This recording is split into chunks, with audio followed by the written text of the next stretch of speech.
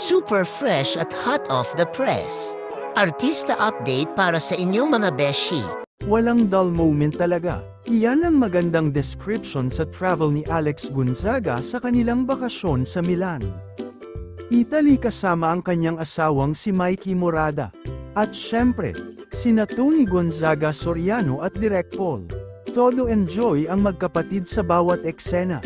Mula sa pagkain ng authentic Italian pasta hanggang sa pag-explore ng mga iconic spots sa Milan. Double date goals talaga sila.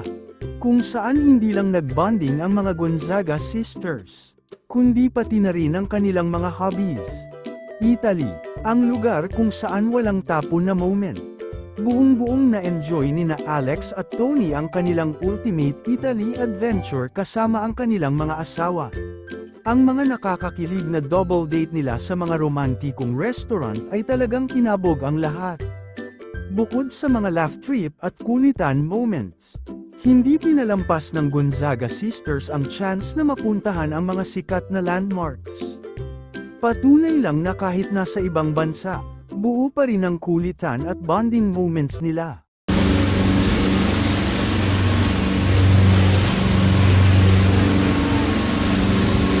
Nanood pa rin ng basket. Napanood ko yung mga kakampi ko.